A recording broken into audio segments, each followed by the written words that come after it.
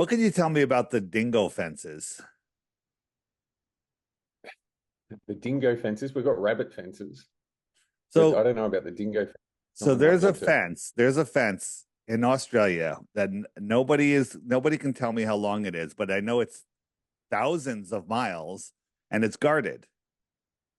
And they say Yeah, it's protects you from dingoes and radiation from nuclear testing in the past. yeah. I've never heard it. Wow. That's like people in New York never heard of Building 7 falling. Yeah, no. Someone. I'll see anyone in the chat if you've heard of this. We've got like what they call the rabbit-proof fence or something that they put through to stop rabbits from going across. We've got other introduced species and that sort of thing, toads. But I've never heard the dingoes. The dingoes are They're mostly guarded. They're guarded. They're currently guarded, these fences, for thousands of miles. yeah. Yeah, David, the dingo fence goes for about 5,500 kilometres. So where does it go from? South Australia to Northern Territory or something? Apparently, I think it's the longest like structural wall or whatever you want to call it in the world. Wow. And what's your knowledge of it, Darren? So Darren, this is David Darren. Howdy. Hi. What's your knowledge of it, Darren? It goes through the Nullarbor Plains. It goes from South Australia up through Queensland, I believe. Okay, someone's just saying one end is in Jandowae, Queensland. And do they call it the dingo fence? And is that what they're claiming? And have you seen is it guarded? Is it guarded? I'm not sure. I'm not sure, but I know it's not just for dingoes. So I think it's for kangaroos as well. I think it Yeah, well, does a multiple. that's the story. That's the story they tell you. Yeah, exactly. But yeah, it's quite bizarre that and I suppose it gives life to this the dingo got my baby theory. The, I don't know the that. Azaria Chamberlain. Oh, you don't know about Azaria Chamberlain? This the case. They stole a baby. Yeah. A dingo allegedly stole a baby, came into a camp site in Uluru, and there was a couple camping, and they were from some evangelistic group, and basically the dingo allegedly took the baby, and it's been proven since. This happened in the 80s. And it's been proven since that a dingo did actually take the baby. They found the clothing, and it had dingo, saliva on it, etc., etc. But the woman, the mother, got charged with the murder of the baby, and she went to prison for a good, I think it was maybe 20 years or something. But she got exonerated from it. So Wait, well, hold on. Hold on. clearly, the dingo fence didn't work. Wait, hold on a second. Hold on a second. Do you believe no, maybe it happened, but do you believe that a dingo took a baby?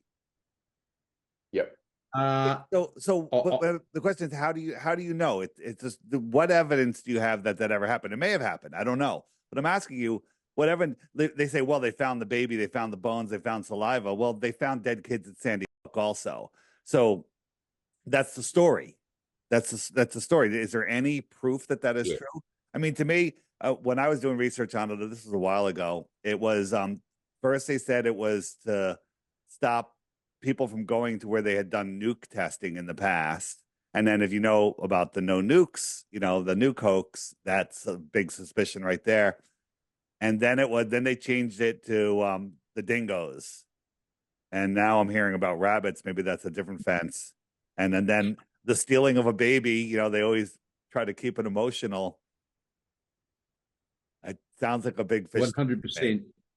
They tried to say it was maybe some cult sacrifice. There was all this stuff going on that the parents did it, and she went to jail. There was a trial, and she actually went to jail. And for a long time, it was possibly 15, 20 years. She was there for a long time, and But then finally it came out that one day they found the baby suit and it had the teeth marks of a dingo and the saliva and everything, and yeah.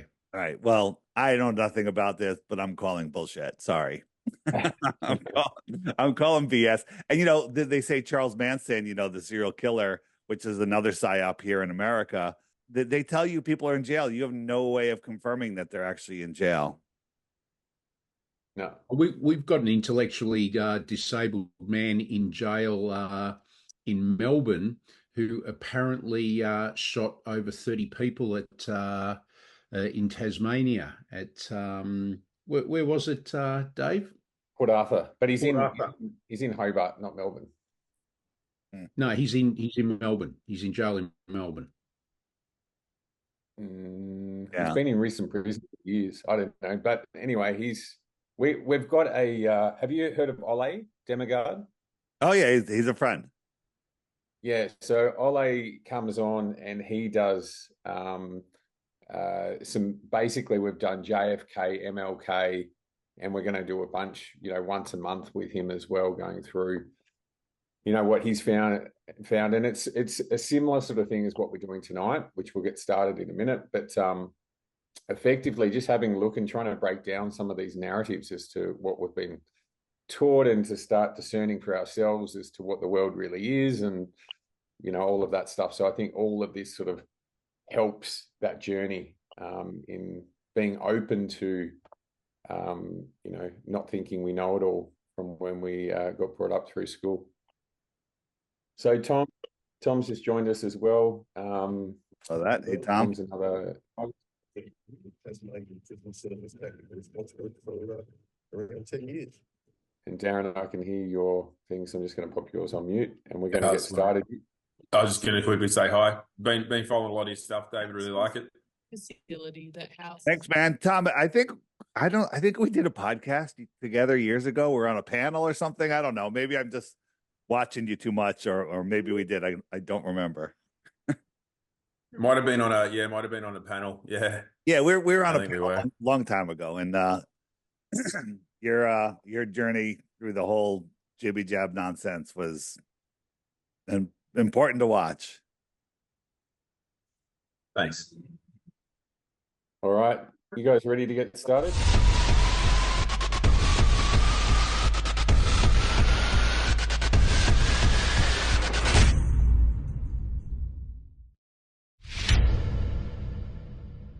All right, welcome everyone to another episode of But What If? And today we're going to talk about what if the Earth is flat. We've got David Wise with us. David, you're one of the most well-known people who have spoken about this topic. And as we sort of discussed before we went on air, that, but what if is just posing the question. We are not trying to claim one way or the other. What we want to do is pose the question and have people discern for themselves and start to open their minds that we have been lied to with a whole bunch of things historically, all different things around the world, but where and how deep do those lies go? And that's effectively what we want to do here. We've all got our own personal opinions on here. And this was one of the last things that I, personally went, okay, I better have a look at this as an idea, as a conspiracy, as whatever you want to call it, and then started to accept that, what I'd been taught in school and everything was probably not correct. So, David, can you tell us a little bit about yourself to start off with, how you got into this topic? What was your sort of first things that you ever got into prior to the flat Earth stuff, and how did you get to this journey where you've now become a well-known expert in this area? Well, thank you for the intro. Thank you for the intro. And you said it well. A lot of people say you're the head of Flat Earth. You're the leader. There's no leaders. There's no head. I'm just the guy with the biggest mouth that's gone out there. So yes, I am becoming one of the most well-known because I go on so many different platforms. So thank you for that. My story is pretty simple. And one of my earliest memories in elementary school was in first, second, third grade. the teacher took us outside and teach us about gravity. He put water in a bucket and had a rope tied to the bucket and swung it around and said, "That's gravity." And as a little kid, I said, "Wait a minute, doesn't the water have to be on the outside of the bucket since we're on the water's on the outside of the ball and it's spinning?" And the teacher grabs his beard, goes like this, goes over to his book, brings it over. And I remember the book. He showed me in the book, and there's highlights from all different colors from like years and years of either him or multiple teachers using the same book. And he shows me the paragraph. He says, "This is how they tell me to teach it, and that's how I'm going to teach it. But you keep asking questions." And he sent me on my way. And I went and played on the swing. So flash forward, I don't know how many years later, decades, we can measure it in decades, I start hearing about flat Earth. I was doing a podcast called Deep Inside the Rabbit Hole, which started, I'll back up a little bit. I was working in a corporation, a solar power company. And at lunchtime, my buddy, a salesman, another salesman, myself, we would go in the lunchroom and we'd start talking about the Federal Reserve and the IRS and talking about how they're not what people think. And every day we go to lunchroom, there's more and more people gathered around us. And it was coming big. And one day he calls me, he goes, "Hey, Dave, New York City stand-up comedy club is opening up a podcast studio, and we have an opportunity to do a podcast there." And I said, "What's a podcast?" I didn't even know. And he said, "Well, it's a recorded radio show." And I said, "Sounds great." He goes, "Yeah, but it has to be comedy related. So we'll be the researchers, the conspiracy guys, and then Mike, a comedian, he'll try to turn everything into a fart joke." And basically that was the show. And it actually went kind of viral. Became a very big podcast. And we started off with, the first one was 9/11. And literally we're in New York City talking about 9/11. The whole management of the entire building had their heads in the window, and they're holding their heads after we were done. And like, "Oh my God, what the heck just happened?" So that was the launch of Deep Inside the Rabbit Hole. And then after the second year, into the third year, people started sending me flat Earth stuff. "Dave, have you looked into flat Earth?" And I'm just like, "You're gone, delete, delete, delete." And then they'd send other things. They'd post things. I'm like, "Banned for life. You're an idiot." Right? I'm not even going to look at that. And I refused to even watch a 1-minute video. I'm like, that's stupid, because that's a knowing I had. The Earth is a globe. Flat Earth is the dumbest thing ever. And then it wasn't until Sophia Smallstorm, I was speaking with her. Many of you must know who she is. And she did 9/11 Mysteries. We Need to Talk. Unraveling Sandy Hook in 2, 3, 4, and 5 dimensions and other stuff. And she mentioned to me that she thought the Earth was flat. And I just couldn't believe it. So she sent me a couple of videos. One of them was Mark Sargent's Clues when he had just started them. And I said, okay, I'm just going to debunk this. So you guys are here. What if? I went into it not as a what if situation. I went into it as there's a no effing way. And I'm just going to disprove this. That was my attitude. And for 2 weeks, I tried. But back then, 2014, 2015, YouTube was actually very helpful. YouTube was like, "Here, watch this. Here, watch this. This person," and the algorithm was sending me more and more quality, real information. And for 2 weeks, I tried to debunk the flat Earth and prove the globe. And at the end of that 2 weeks, my head was the only thing that was spinning, and I couldn't believe it. So I said, "You know what?" When I first heard it, the first conclusion: flat Earth is a psyop to discredit all of the good work that Oldie Damagard's doing and all of us are doing. And I just made that conclusion because I had an unshakable belief that I wouldn't even question. Like, if you, like Tom or anybody, you know who your mother is. You do not need, somebody could tell you anything that someone else is your mother, and you're just not going to believe them. You're not even going to bother to look into it, right? Because you know. But what if you were adopted and you didn't know it until this very moment, right? That's world shaking, right? This is bigger than finding out that you're adopted later in life, right? Where you had no idea. So after a short period of time, maybe weeks, months, I wanted to not even mention on the podcast. I was just like, this is just going to scare everybody away. And then I was like, you know what? This is the biggest lie ever. And then, a smart person, when they're having their their heliocentric beliefs smashed one by one, you throw up your hands and you say, why? Why would they lie? What difference does it make? I still have to go to work on Monday. That is a pre-programmed line that everybody says. I still have to go to work on Monday.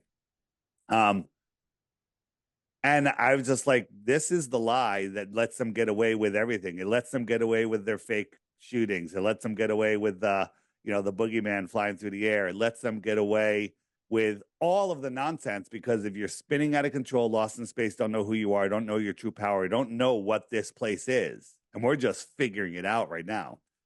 Flat earthers know that we don't know a lot. Globers think they know everything, and they don't know anything. So that's my journey. There you go. That's my journey. And here I am. And then, I literally worked up through corporate America. I went to college, corporate America, left corporate America, started my own business. I'm the CEO of my own company, doing very well, making more money than I'd ever thought I'd make, and having, may I say, a very cool boss. That would be me. And so I have what they call, the American dream or whatever. And I'm doing this conspiracy stuff, and it's really conflicting with my work. And I asked God for a sign. Like, I was actually considering leaving everything I built, and I got a couple signs that blew my mind, and I left, and it was the greatest thing I've ever done. And I'd like to say, I don't even know what day today is, but I think today is Monday, because I watched Glowbusters yesterday, and Glowbusters is on Sunday. So I have to go to work on Monday. That's off the list. This world is more amazing than ever. There's always when you seek your truth for a good reason, the Creator has your back, and that's my journey. Here I am talking to you guys in Australia, which Awesome. does exist. Well, David, first of all, there was a few things in that little intro that you gave that was very similar to my story, and I think very similar to other people, is that you sort of go through that journey, you go into some of these things to try to debunk it to start off with. So you're like, for me, it was vaccination. It was like, I'm going to go in and prove that the vaccination's okay, and I can get on with continuing to vaccinate my kids and do all of those things. And then when you start to research, you start to ask questions, and you're kind of almost dreading the fact that you're going to get the wrong answer, the answer that you don't want. You don't want to be an anti-vaxxer. You don't want to, and I reckon the worst thing is you don't want to be a flat earther. Like, that's the, yes. the conspiracy of all conspiracies. It's like, you don't, I can remember even having conversations as I'm starting to wake up about different things with friends and family. And, then I did some stuff with anti-child trafficking. And so I'd talk to them about that. And then I would go, but you're not one of those flat earthers, are you? And I'm like, no, that's just one of those things that, they just say to mess with you, and that's just to debunk everything else. And no, of course, I'm not a flat earther. And then I was like, there was two things that I still had to research, which was flat earth and what happened with the stuff in World War II with Nazi Germany. They were the two things. I'm like, I'm just not going to touch them. They're just too far.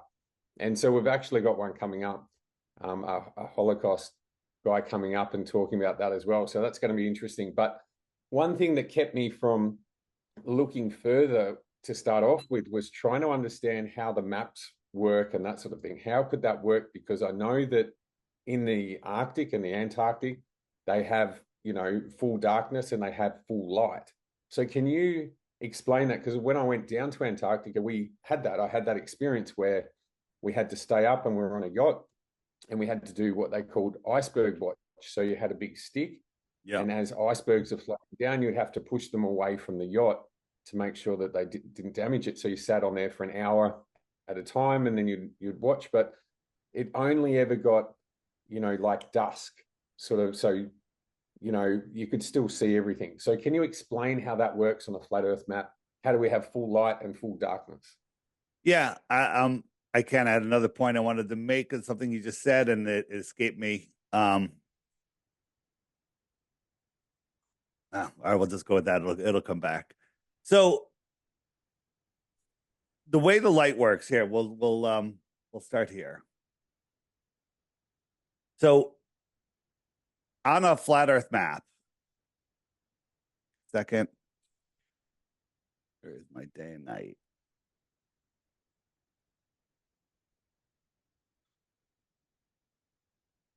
So you can share screen. We've got your Yeah, no, clock in the I got it. There, Yep. there is. So on a flat Earth, we have a small local sun. The sun would be right here, and it goes around, and then the moon just happens to be a full moon here. This is just the moon isn't always across from the sun. It gets lapped every 28 days. The sun will lap the moon. Here we go. So now I can show you here. So this is my app, and I'm sure some of you that are into flat Earth have it. So wherever the sun is, it's noon. So so when it's noon in Central South America, it's pretty late night over here. And as you can see right now, this shape of the light is kind of curved. It's got a little curve because we're just past the equinox. Now, my app is inaccurate on a daily basis. It actually only updates the light once a month. But if we jump forward a month to April, here we are, April, May. So we're in May. And you see how it's wrapping even more, right? Yep. June. So June is our northern summer. Where am I going? Am I in June? Okay, June, July, right? So it's in here and it's closer to us. When something's closer, it's higher. When something's farther, it's lower. That's just the way it is. And if I go out to July, August, September, October, November, December. So in December, now, actually, I have a better animation. But as you see, as the sun goes out, we get this wrapping. We get this, the light actually goes farther. And that's because it's interacting with the dome. It's interacting with the sky or the dome, whatever you want to call it. I don't know if the sky is physical or not. I personally think it is. I think there's a firmament up there that we can't get through. So here's a, well, that's not it. Also, I just found my page. There it is. Is this it? All right, so here we have, they got a map, and this is going to show you one thing, and we're going to put a light over it, and you can see that there's darkness over here and light over there. I got to show you, I'm looking for the one that shows you the dome. Here we go. This is it. So this is day and night, and it's showing you how the light works throughout the year. So when it wraps around, that's December, and this is June. And if I'm showing you, if I'm moving the light on the outside, it makes the same shape. It kind of wraps around. So when you're far enough south in December, there's 24 hours of light. Daylight is different than sunlight, right? And you can prove that because even before the sun rises, it's light outside. The sun's below the horizon. Here, it's light for an hour before the sun rises. And you can read a newspaper on the back side on the opposite side of your house as the sun, because things are different down there. The sun rises in the east and sets in the west for you too. Okay. It's just the north and south that are different. So the sun's rising in the east. I could be on the west side of my house and I could read. I can read a book. And the sun hasn't even risen yet. The sun's on the other side of my house. That's because it's lighting up the sky.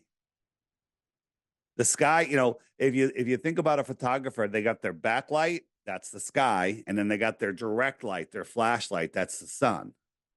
And if they only had their flashlight, it would everything would be like the Blair Witch Project. So the sky is a light itself.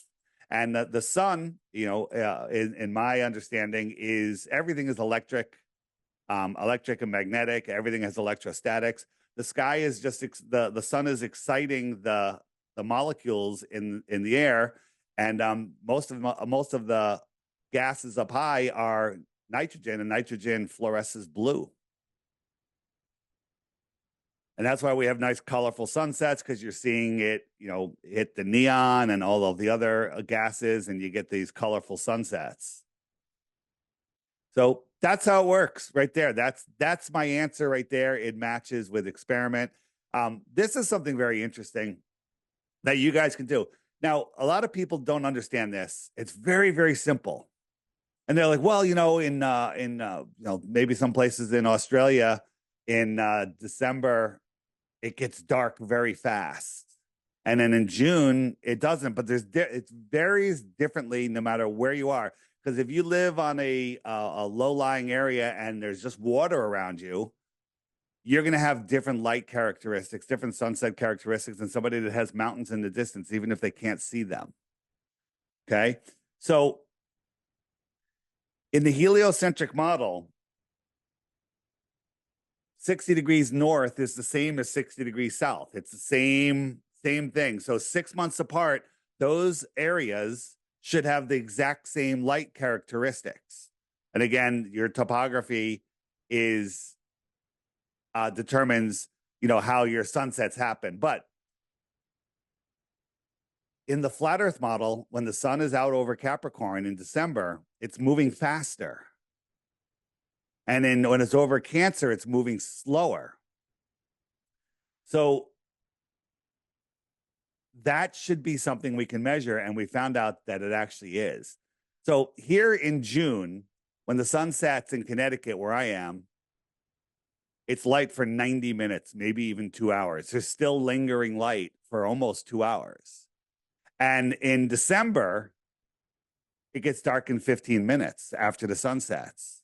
So from my location, from June to December, the time from sunset, the edge of the sun disappears, to darkness gets shorter and shorter and shorter and shorter and shorter, all the way to December. And then it starts getting longer and longer and longer. Now, if the Earth were a sphere, and whatever I'm 34 degrees north, so 34 degrees south, as my sunset to darkness is getting shorter, that person in the opposite should be getting longer. In the heliocentric model, it should be getting longer. It doesn't matter if it's what time, what the amount of time, because that's different for every location, every latitude, the topography. It's just your time from sunset to darkness should be getting longer, but it gets shorter for everyone on Earth. Even you guys now go out, and this is the thing. People are very lazy, right?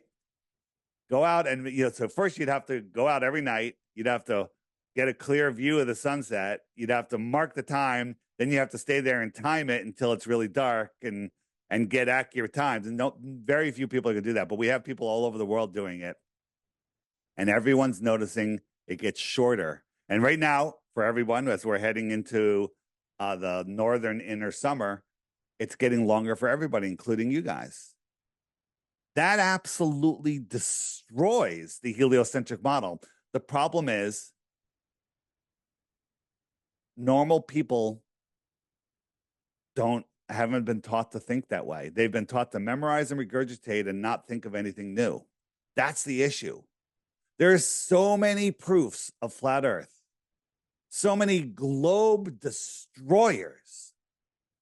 But the normal people that haven't exercised their critical thinking are just unable to, you know, or unable, or not that they're unable, they're unwilling, therefore they're unable to see these things. So that's one of the things that we were mentioning before about teaching discernment, and so that people can start opening their minds to these sorts of things.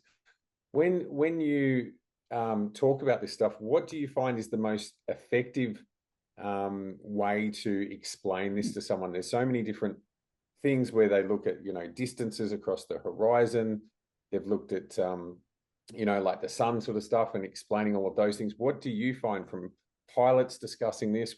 You know, what's the most effective argument that you have that the Earth is flat? Well, there's so many. When you say what's the most effective, for some people, it's the fact that YouTube is hiding real flat Earth videos. Other people, it's the Bible. Other people, it's we can see too far. Other people, it's the flight routes, and we'll talk about flight routes in a minute. It's different for every single person. But what I like, I was watching a stream the other day, a couple weeks ago, and somebody said, well, this is how I do it, and I like it, and I've started to do it, and it works. When somebody, I'll come out and just pretty much everyone knows my stance at this point, wherever I go. Excuse me. And they say, I say, I'm a flat earther. And I just let them come at me. And I go, whoa, hold on a second. I just have a question about the globe. So what's the radius of the globe? They don't know. What's the circumference? They don't know. What's the distance to the sun? How did they figure out this is to the sun? What's the orbital speed? How long does it take the sun to lap the moon? They don't know any of this stuff. So they'll be like, and I was like, wait a minute. So you're coming after me. I've done over a decade of research into this, and you don't know your own model. And literally, that's a great opener, because now you got them realizing that they don't even know their own model. So then I'll say, well, the Earth is spinning at 1,000 miles an hour. Here's a balloon at 120,000 feet. It actually has to speed up to keep up with the ground below it, but it doesn't. Right. And you say your sun's 93 million miles away. Why is it lighting up this spot on the clouds? Wouldn't it light up everything? Wouldn't it, And then they're like, well, how far do you think it is? I was like, I don't know. But it's not 93 million miles away. It's right there. It's lighting up this area. And when this balloon landed, it actually landed like 100 miles east of where it took off. While the Earth is spinning, it should have gone 3,000 miles out to the west. It should have landed in the middle of the ocean. The Earth should have spun out from underneath it. So that, and then this, this is where you think you live, right? I said, not only is the Earth spinning at 1,000 miles an hour, which was faster than the speed of sound. So when you're watching a sunset, a beautiful beach sunset, the sun's not going away just as it appears and setting off into the distance. You're falling over backwards faster than the speed of sound, making the sun appear to move across the sky, right? And then if they have the ability to conceive that, I'm like, that's just the spin of the Earth. At the same time, this lumpy rock surrounded by curved water, which no one's ever measured the curve, surrounded by high pressure air adjacent to a void without any container, scientifically impossible. Not only is it spinning, it's orbiting at 66,600 miles an hour, a speed that you can't even fathom. You think you know what 66,000 miles an hour is. You can't even fathom it. It's absolutely impossible. And, I'll bring up the hypersonic sled track. Just type in hypersonic sled track. Can you guys hear that? No? No. Wow. I hear it for the first time. Videos. That's a technical issue on my side, but the sound, when it goes by it, your whole body shakes. It's going by at Mach 8.6. 8.6 times the speed of sound. You can see that. You can't really see it, but you can see it go by. So Mach 8.6, that's a hard speed to fathom, right? Could you fathom twice that speed? And the answer is no, you can't. Well, if you believe in the heliocentric model, we're going 10 times that speed. And that's just the orbital path. And then we're going 100 times that speed chasing the sun. But when we go outside, we see stuff like this. All of this is going on. But we go outside and we see a perfectly calm lake. Now, that to me, I mean, people either they short circuit at that point, or they're like, well, there's got to be a reason, And then a program response is, well, I could drink a glass of water on an airplane and go to the bathroom. Literally, everybody says the same thing. It's crazy. I don't know where it came from. And I was like, okay, well, let's just compare an airplane to the spin of the Earth. Okay, the airplane's going 500 miles an hour. We got to double the speed. So they now take your airplane. It's going 1,000 miles an hour. Okay.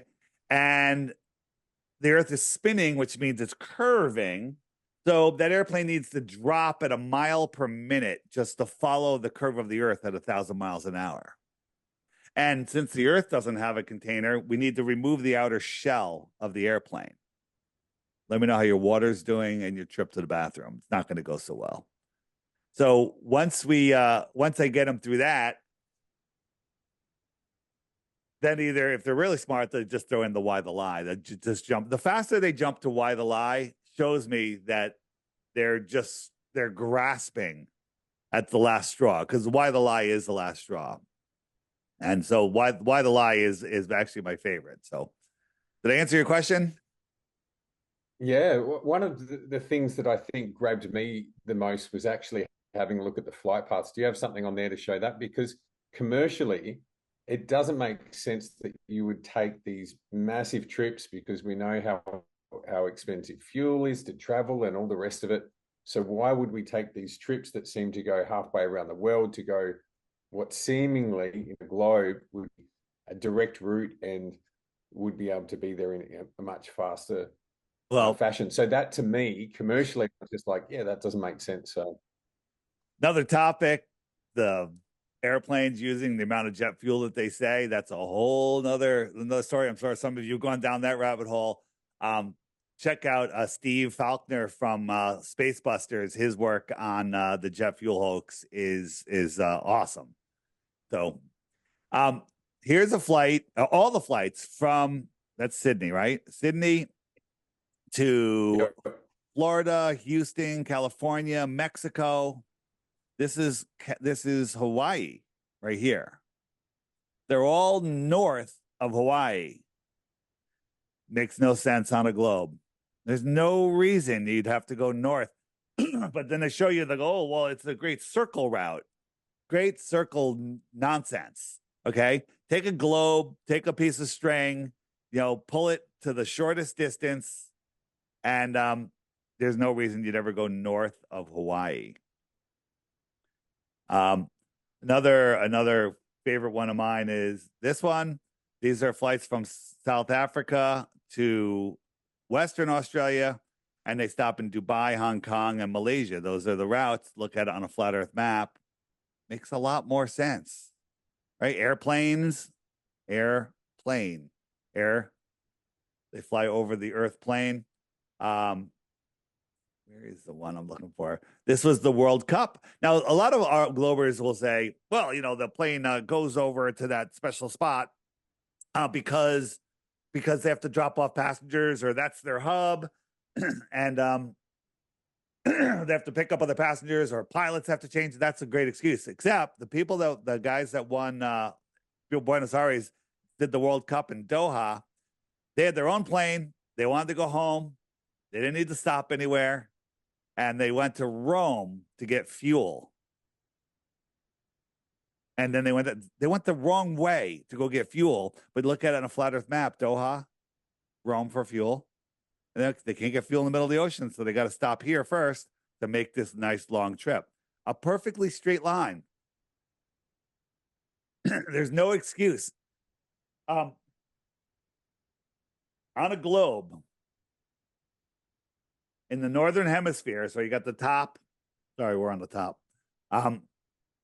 It goes, you would never go south of the equator, going from any northern airport to any other northern airport. That makes sense. No matter where you pick on the north, go from one point to another, you would never have to go below the equator. And guess what?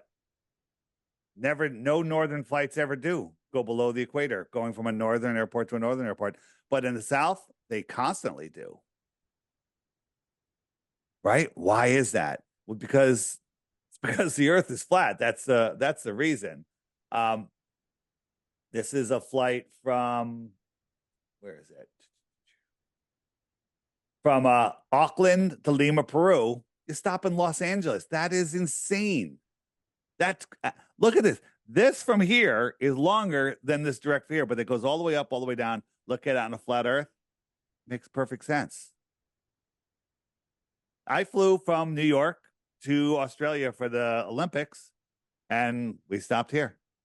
And we went straight out. Another thing, I was really excited. This long before I was a flat earther, I love stargazing. I'm like, I'm going to be in the middle of the ocean at midnight. There's going to be no lights anywhere. The sky is going to be amazing. I looked out the window. I could see like three stars. One of them might have been an airplane. Maybe it was a planet. But I couldn't see the Milky Way. I couldn't see anything. And I couldn't figure out why. And I kind of forgot about it. But That would have been impossible in the heliocentric model. And in the heliocentric model, we sent a balloon up at night on a perfectly clear day with cameras looking up. Before we even took off, it could see the whole Milky Way, it could see everything. So as it goes up, it's going to get through into clearer and clearer air, even though it was a clear night. So it's just going to get brighter and brighter and brighter. By the time it hits 50, 60, 70, 80,000 feet, all the stars disappear. Now, I have a whole bunch of theories on why that works, but that doesn't matter. Those are theories. I can't prove them. But in the heliocentric model, that's impossible. We should be able to see those stars. They should be brighter and brighter and brighter. So, yeah, we have a lot of questions, but the facts for the heliocentric model are, undeniable. These are globe killers in any way. And then again, there's the emergency landings, which Eddie from Flat Earth Banjo Channel made a book called 16 Emergency Landings. So we have this flight from Hong Kong was going to the UK, and 4 hours into the flight, a mother died suddenly. Something weird. I don't know. She must have eaten something. And she's with her whole family and little kids, parents, and she's dead. And they didn't land for 8 hours. Could you imagine sitting next to your mother dead for 8 hours on an airplane as a kid? Why didn't they stop? There's tons of airports, right? But if you look at it on a flat Earth map, they were over Russia, right? So 2 problems. If they landed in Russia, Russia probably would have been very helpful, and that could spark world peace. And the other thing is, why did you land in Russia? If they admitted they were over Russia, then somebody like me could say, look, here's proof, but they didn't. They didn't land. So now we could just speculate why they didn't land. So one thing you said before was about pilots, and you've had a lot of pilots reach out to you and share their belief that it's also flat. But you mentioned that a lot of they're talking to their co-pilots and that sort of thing, and they have these discussions in the cockpit. So do you think that it's possible to be a pilot and not be aware of this? Oh, yes, totally. Because one of the pilots told me, he said, when he was first a pilot, he's a senior pilot, we'll say, they had to know how to rebuild the airplane before they were allowed to fly it. They had to know everything about it. Now in flight school, if you say, how does that work? They go, you don't need to know that. They don't teach you anything. All you're doing is, pushing buttons, looking at numbers, following rules, and taking off and landing, and then it's on autopilot. AI is determining all of the flight routes. AI knows where all of those wind currents are. One of the big arguments is, how do you get from Santiago to Australia? It's 15,000 miles or whatever it is. 11,000 miles. I'm not sure what it is. And it doesn't make sense because we can go from America to, Japan or something, and it's the same amount of time. Well, my question is, if 2 people are driving to 2 different locations and one of them is twice as far as the other, is it possible that the longer person could get there first? Sure, he's going faster, right? My grandmother was driving halfway across the country and I'm driving all the way across the country. I bet you I could beat her, right? Because I'm going to drive faster. So every day, twice a day, worldwide, there's 1,000 weather balloons launched every day, twice a day. Every day, twice a day, all around the world. And all of that data is being sent back and it's being processed by artificial intelligence or whatever they're doing. And they know where all of the air currents are up there. We found a CIA document that said that they're at 45,000 feet or something. There's 350 mile an hour winds. Steady. Now, if you're flying in a tailwind of 350 miles an hour, add that to your 550, that's 900 miles an hour of ground speed. Now, that flight makes more than enough sense in that tailwind than it would. Then it makes perfect sense. It actually makes perfect sense. But if you're saying that that's not the case, then that plane needs to actually be flying at 250 miles an hour and then picking up the tailwind to give it its speed of, regular speed, 550 or whatever. So there's once you understand how that works, and also the flights from that long flight, often it's canceled. Like you have the direct flight, then at the last minute, it's like, oh, sorry, you have to connect. It's going to take you 26 hours now. Other times, it's a real flight. We actually tracked Max Egan on a live stream where he was on the flight, and some interesting stuff came out of that. But often there's like, oh, the plane's running 5 hours late, right? It'll take up to 5 hours varying in time. What does that tell you? That means you're varying the wind speeds that you get, the tailwinds. So the fact that there's that much fluctuation does show you that, yes, there are winds up there that can hamper or enhance your trip. And I guess maybe when they cancel those flights is when the winds aren't cooperating. They're like, all right, there's no way to do this. The winds have, are not cooperating, and then those flights are canceled. So on my app, on the frequently asked questions page, which is the question mark, go to the Southern flights, tons and tons and tons of videos. All of them are being hidden from you on YouTube. You'll never find them on your own.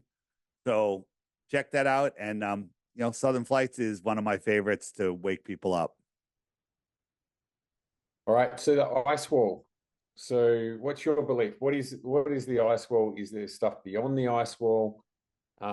Because I've got a theory that we've been talking about on here for a while, that we need to raise some money to prove flat Earth by circumnavigating Antarctica. Because I sailed a yacht down there. There was a guy apparently down there when we were there, had this yacht that was basically all aluminium sort of thing, and apparently he'd circumnavigated Antarctica. If you do that, it's either going to be going around an island effectively, if you believe the globe model, or you're going to be having a wall and go around on the other side. So tell me, what's your thought on the wall? And if we did circumnavigate it, we would be able to prove whether it's an ice wall or whether it's an island.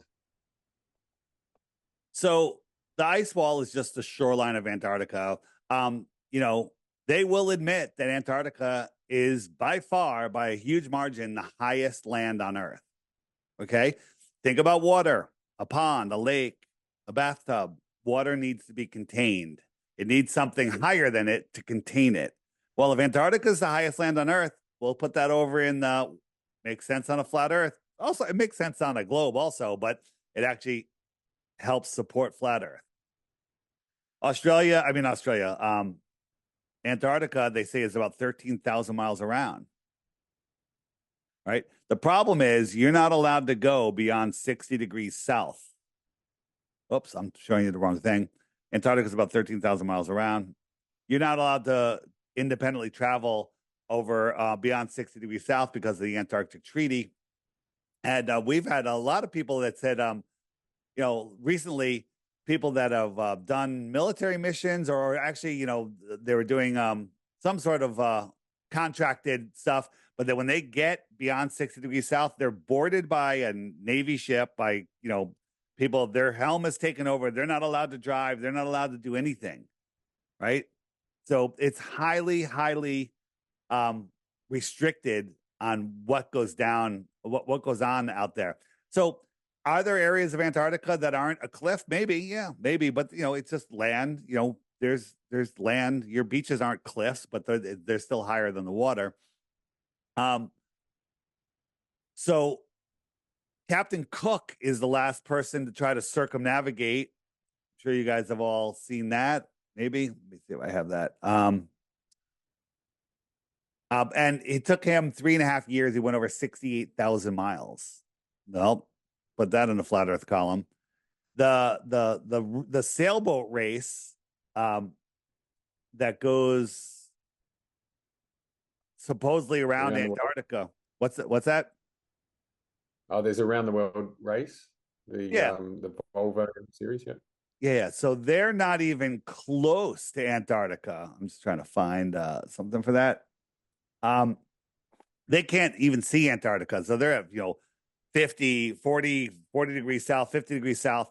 These boats go very fast. I think they go up to like 50 miles an hour. Trying to find, I have something on that.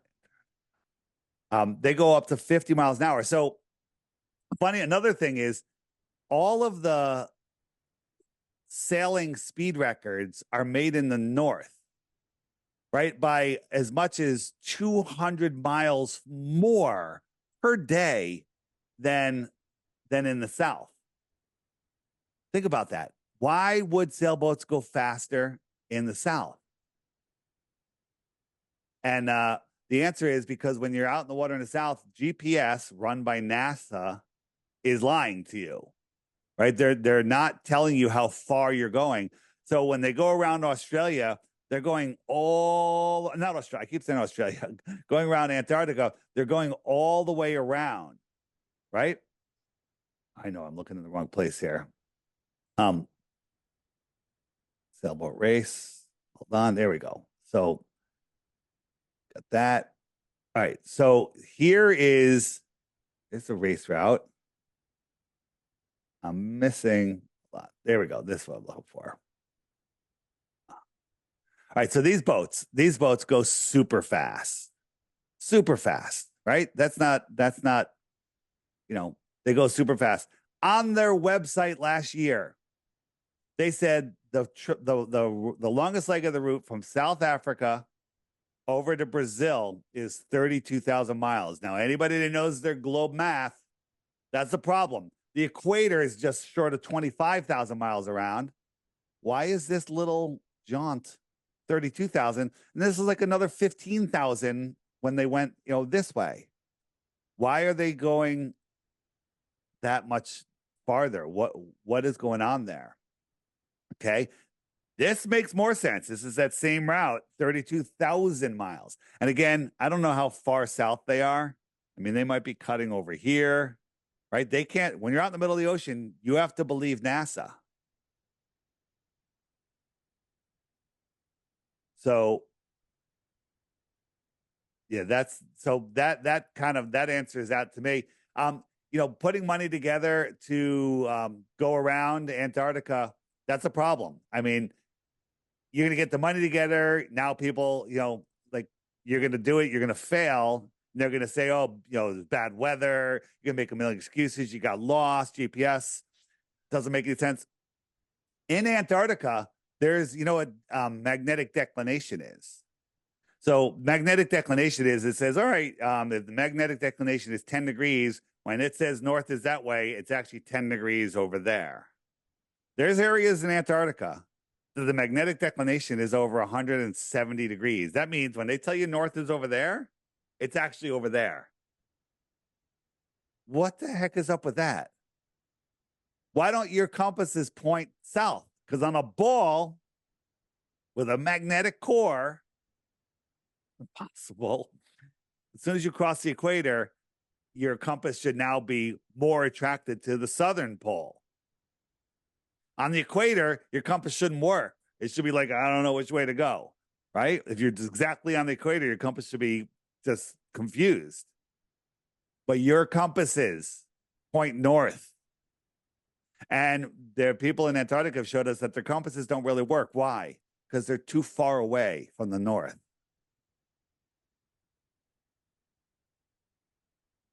Yep. All right. You've got your hand up. Yeah, I think one thing that I want to ask is in regards to a lunar eclipse, because this is the one thing that gets me, which is when the Earth passes between the sun and the moon, and the Earth's shadow is cast upon the moon, and it's curved. Like we've all seen it. It's happened tons of times. What's going on there? So when a dingo steals a baby, does that mean that there's teeth marks in the clothing? I mean, you can make up a lot of stories.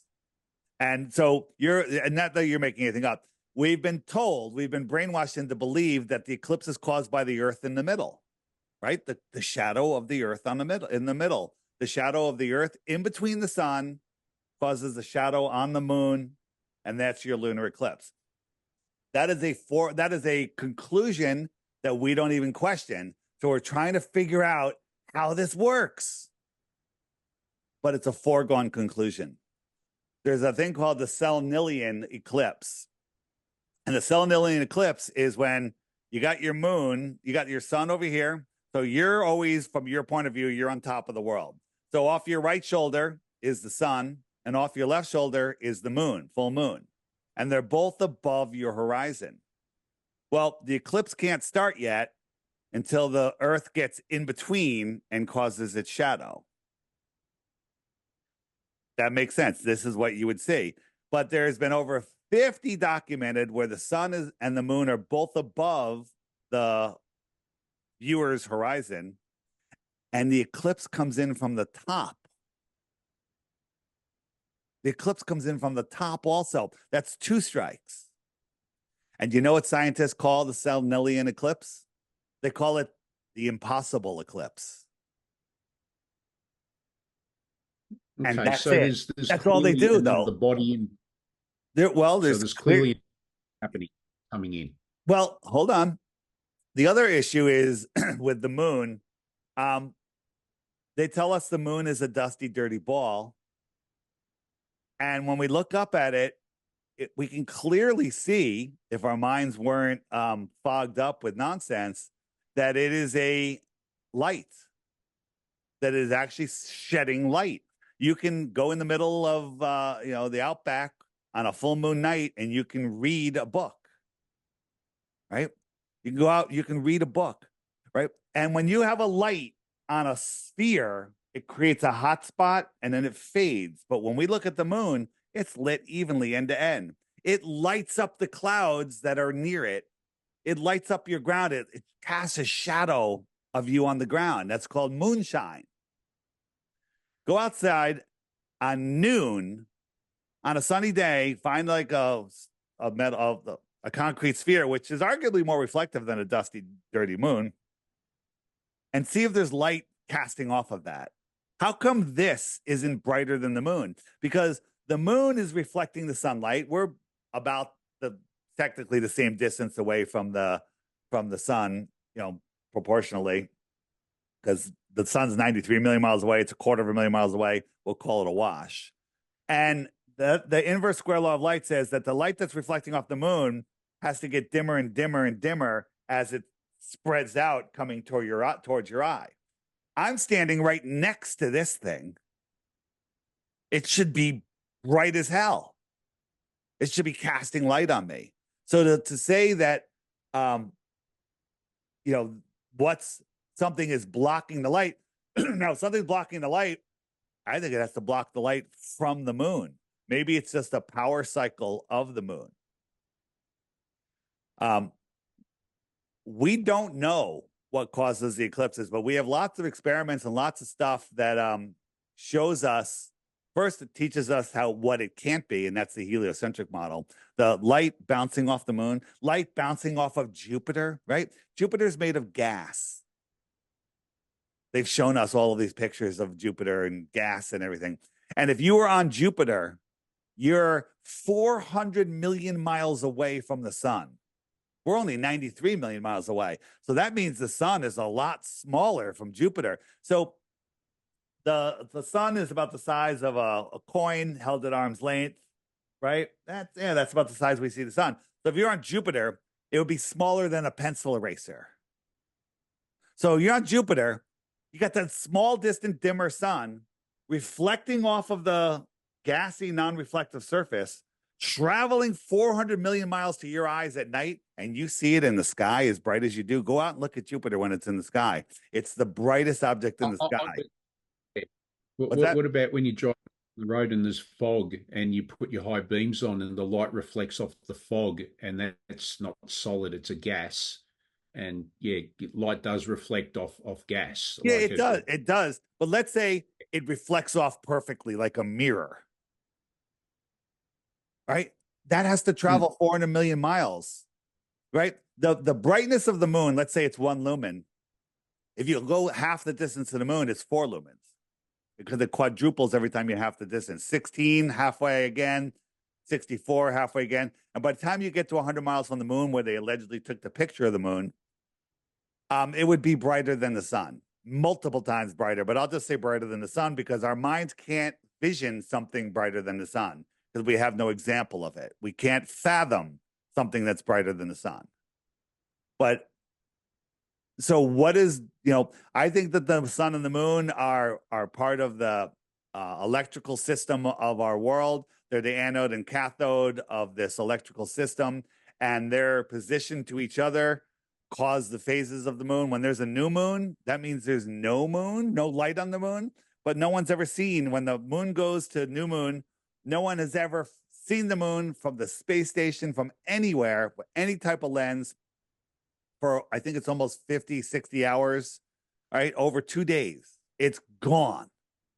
During the solar eclipse that just happened, you don't see the moon. No one's ever seen the moon. That makes no sense. We just had a total solar eclipse here. I witnessed it. They chemtrailed the crap out of the skies. But when there's a total solar eclipse, if you were on the moon looking at the Earth, you got a full Earth, like a full moon. A full Earth would reflect a lot more light than a full moon does. It should light up the moon, but we don't see it. We don't see that. So everything they're telling you, the moon going in between the sun and the Earth causing the lunar eclipse, proven impossible, proven not the case. The moon going in front of the sun, blocking the sunlight, proven not the case. Can I show you my? Some of you may have seen this, but I think it's worth, since we're talking about eclipses, what I think how the eclipse happens, and this is pretty interesting. Have you seen it? Anybody know what I'm going to show? Nope. All right, this is very, very interesting. And then we'll go back. I know I kind of changed the subject. What do I think is beyond the ice wall? We'll go there. We'll go back there. Sorry about that. So here is a solar eclipse. Do we see the moon? Well, I think I see the moon. But what am I really seeing? I'm seeing the sky. I'm seeing a missing piece of the sun. I'm seeing another missing piece of sun. Now, I can imagine that that's the moon blocking the sun, but I'm actually just seeing a missing piece of the sun. What is causing that to happen?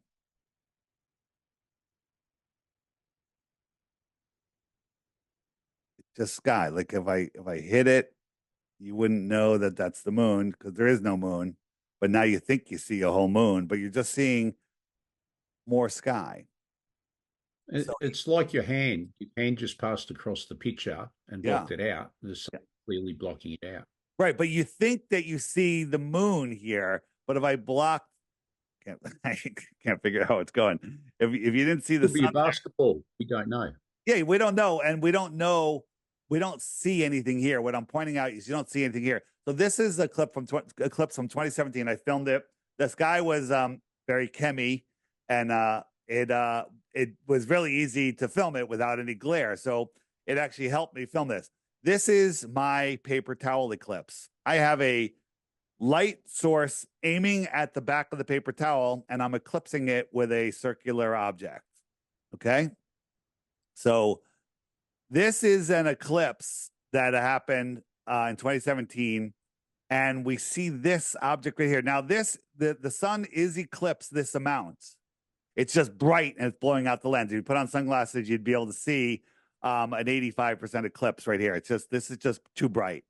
So we can see these lens flares moving around, but this is not moving. You can see that it's locked into position of the sun.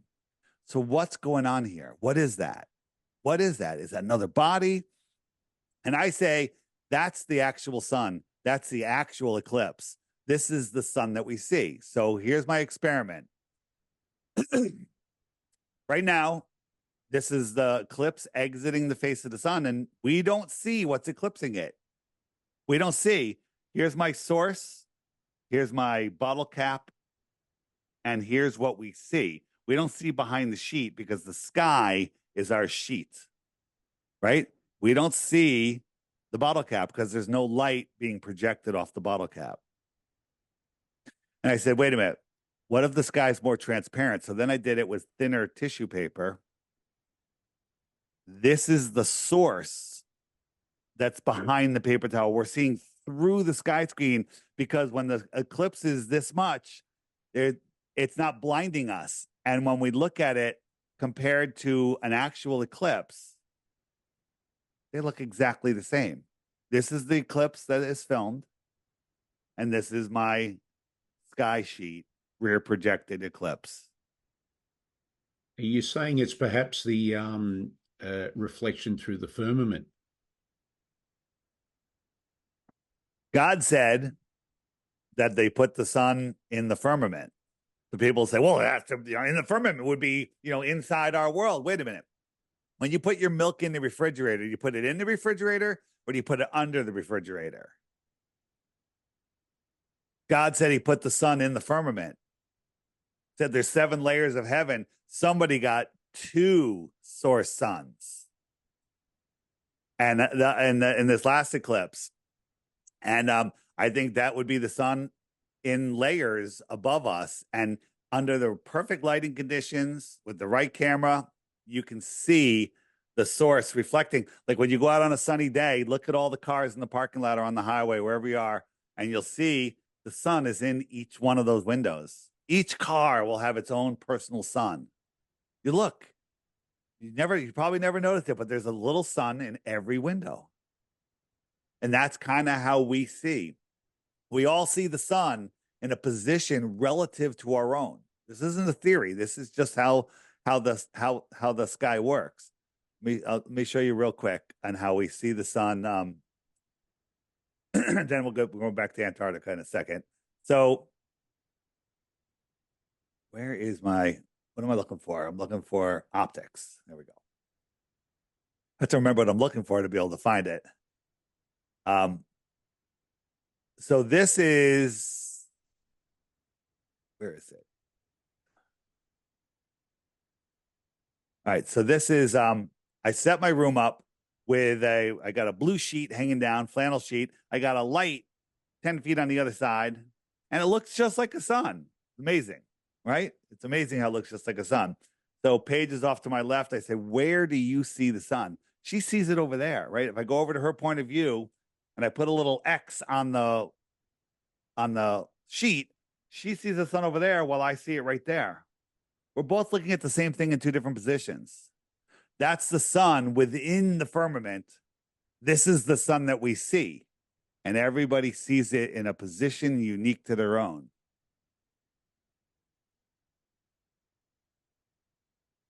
The optics of the sky are no way to prove the shape of the earth, but we can look at them and try to figure out what the heck is going on.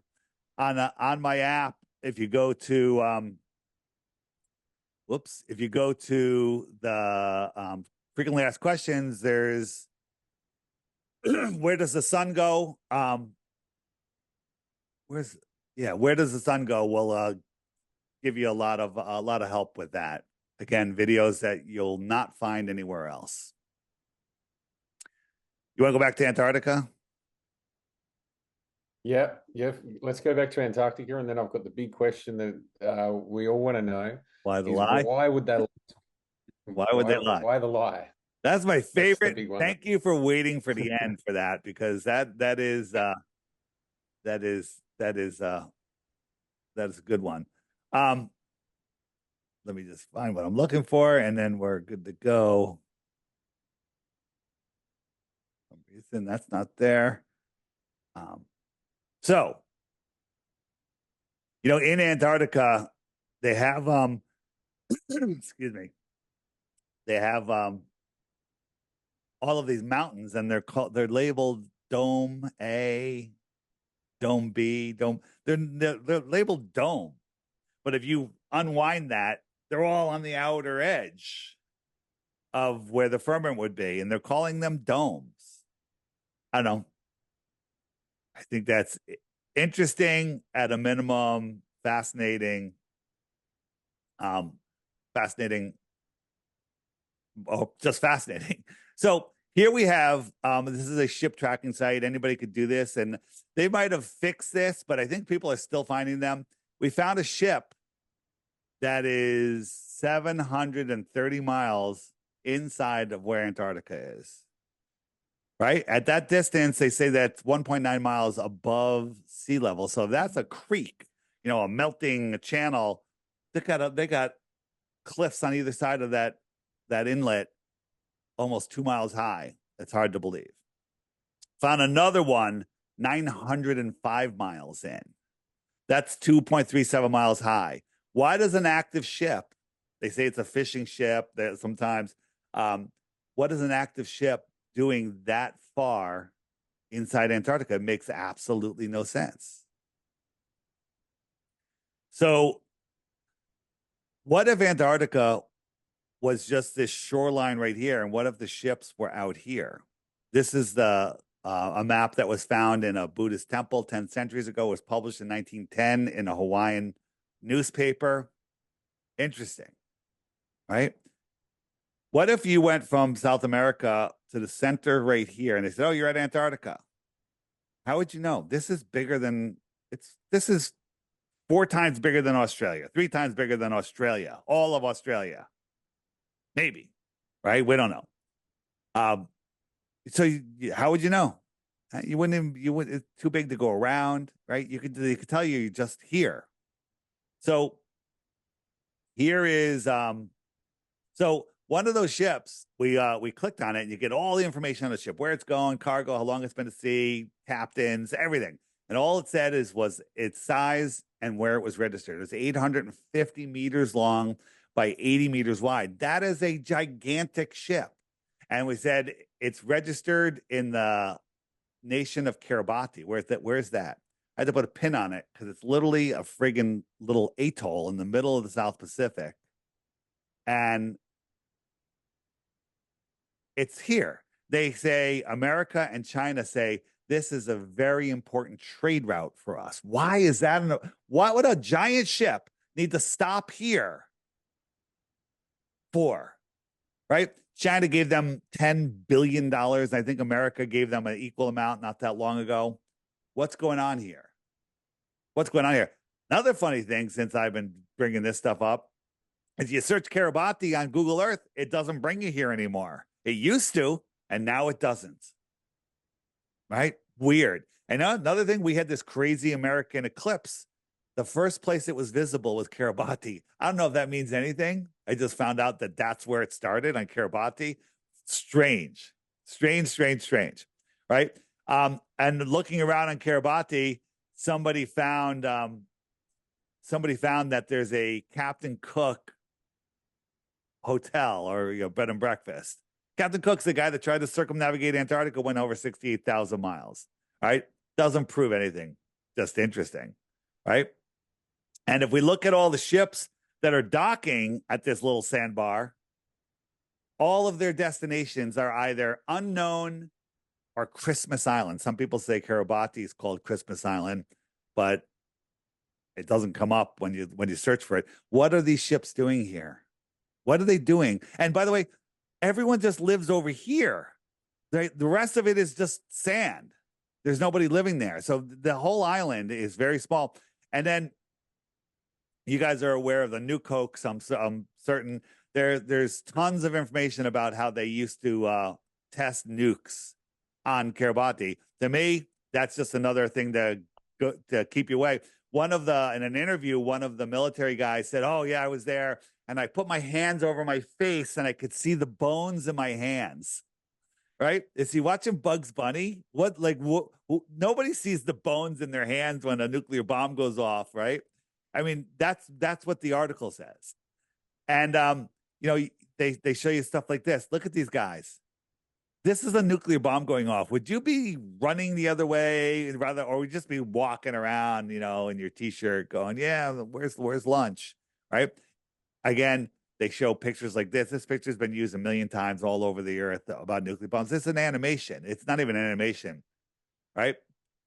What is this? This looks like a cumulus cloud. It's nothing. So that's another strike. And then when we look at time zones on a globe, A time zone should be 24 lines from the North Pole to the South Pole, equally spaced like sections in an orange.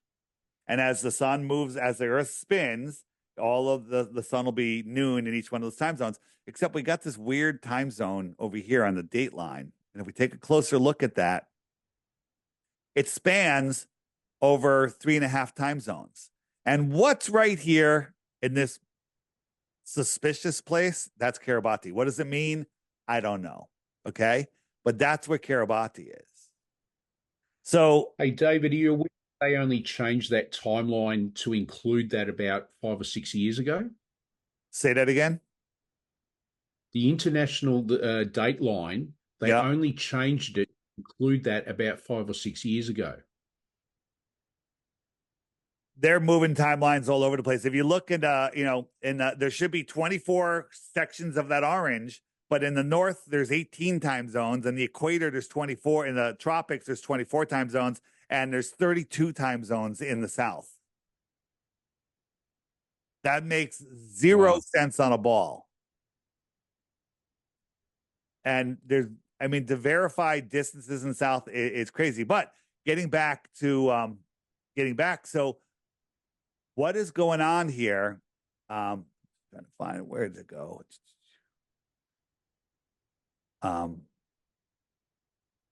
There it is. So going back to the map, what if this is an important time zone? I mean, important trade route. Here's Kiribati, and the trade route could be going out here. Maybe there's other civilizations, advanced civilizations there. Maybe this is where the rulers of our world really live. Maybe they're trading computer chips, because we had some people that worked for Intel. I think it was Intel. They say they have a chip and they're trying to make it better, and they make tiny little improvements. They make tiny little improvements, and then they're in the need of a faster chip. And then the CEO comes in and goes, here, take this chip and see what you can do with it. So they're handed another chip.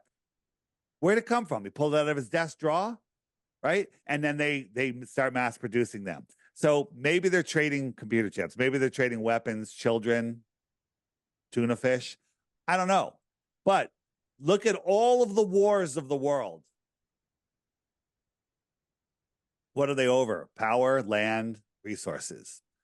Well, what if the elite know about all these other continents out here, other civilizations, other places to go? That's why they would hide it. That's why they would hide it.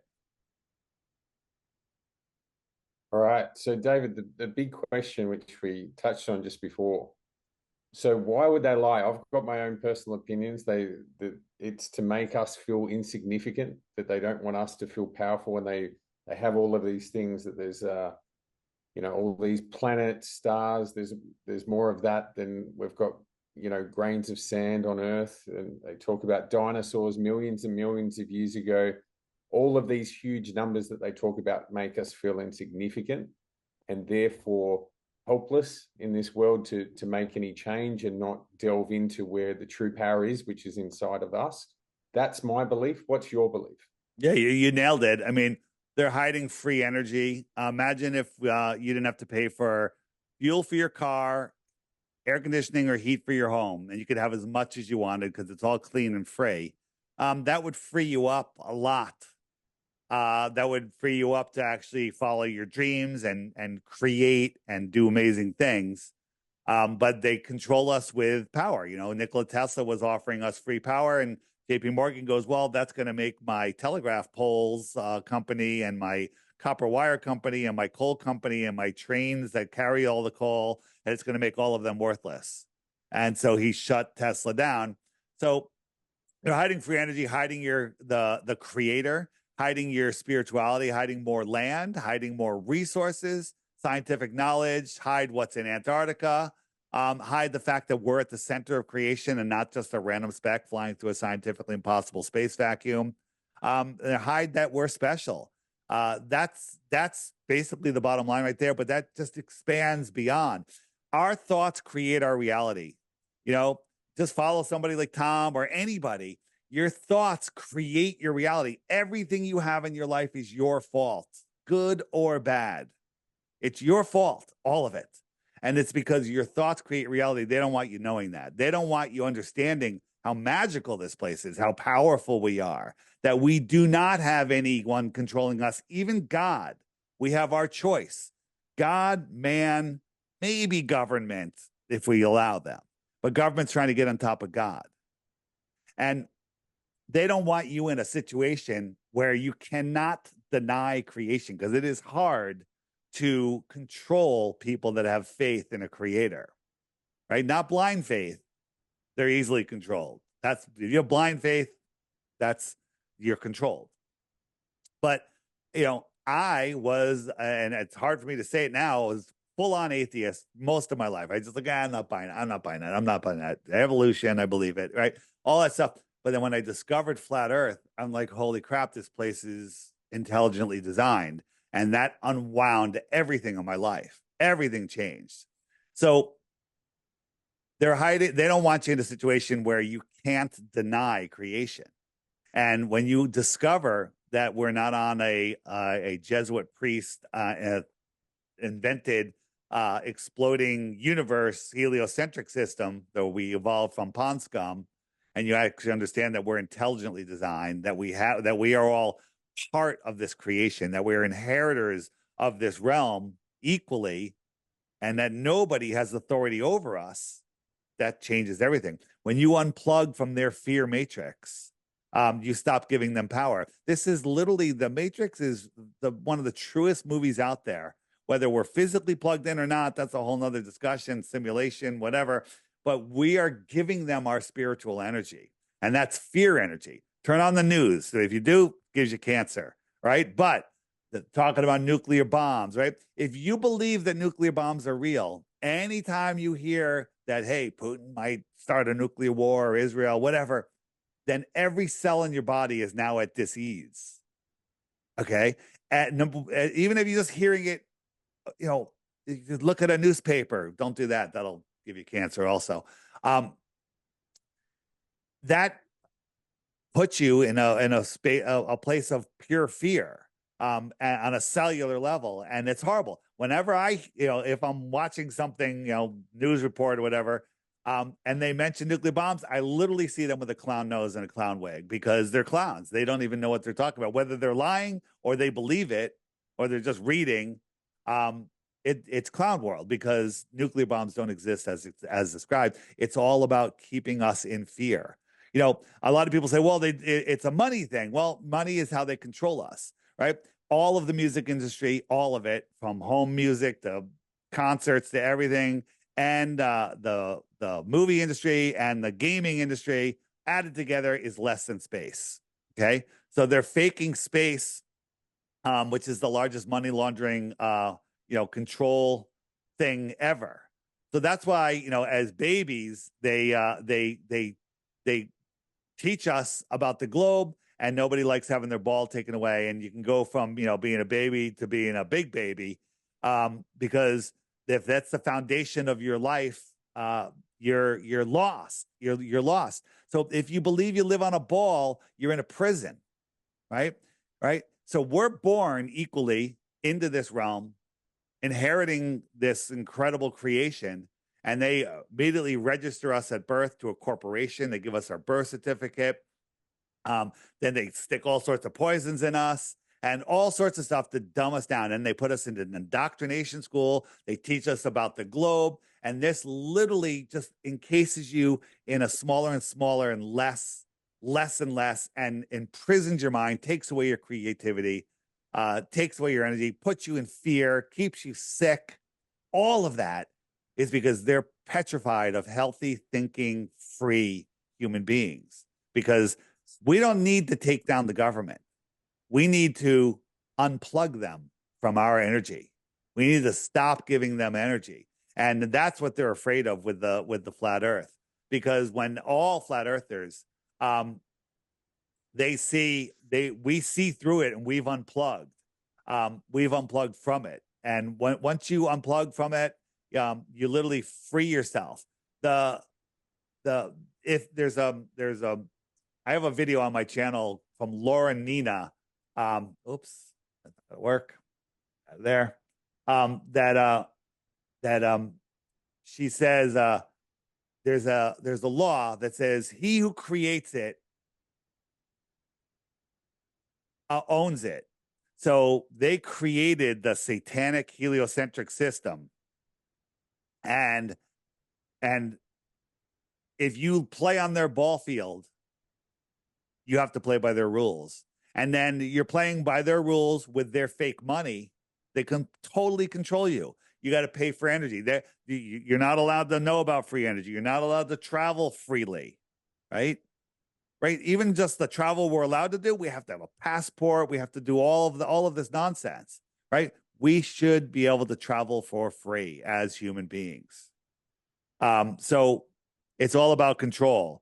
If you look, flat Earth is growing crazy. People are waking up. They're petrified of this. Let's look at Australia. Where's Australia? There it is. You guys are growing also. There's a lot of people. Where are you? You guys are all over the place, I assume.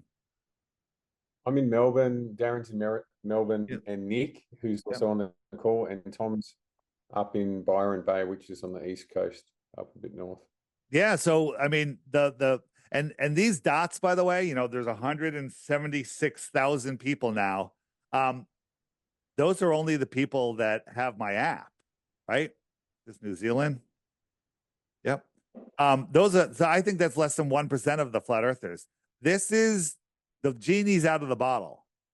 It's over, right?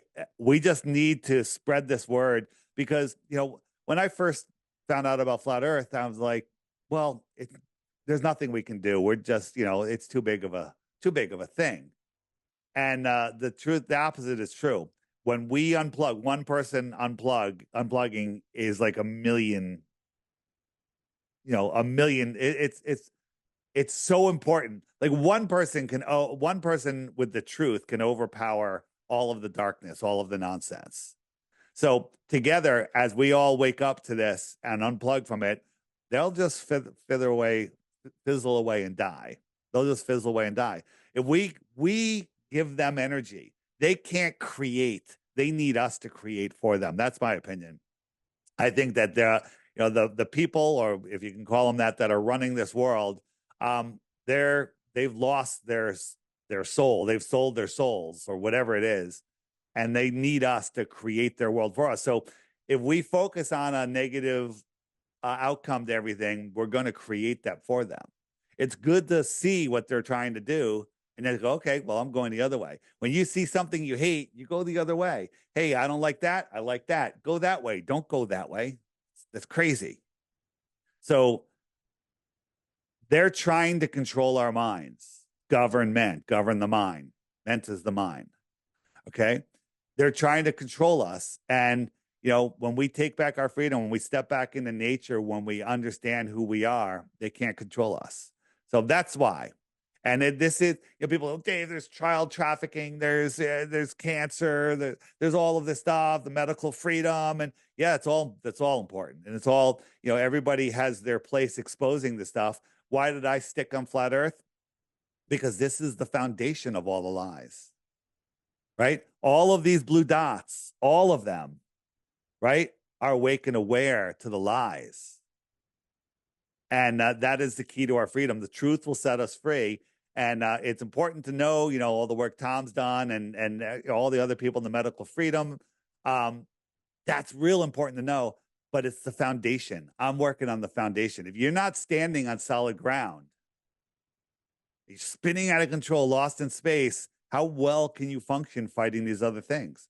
You need to know who you are, where you are, and the true power that we actually have. How's that? That's awesome. Very similar to what we talk about on a regular basis. Knowing yourself, everything that you're saying, in that last part was resonating with a lot of what we talk about. We've got different platforms. So we've got a lawful one, a health one, a growing one, a spiritual one, and they're all important. The whole. Yeah, it's all, as I say, if everyone was just talking about one thing, that's a really boring bowl of soup. You need some potatoes and some onions. You need all the different things in there, right? But the soup needs to be contained. It can't be on the outside of a ball, right? The whole thing, there is a foundation, and this is the root. This is why you're taught about the globe before you can even talk. Parents put mobiles of solar systems though in their kids' cribs. They get them NASA sheets. Then at school, one of the first worksheets you bring home is about the orbits of the sun and the moon and the earth.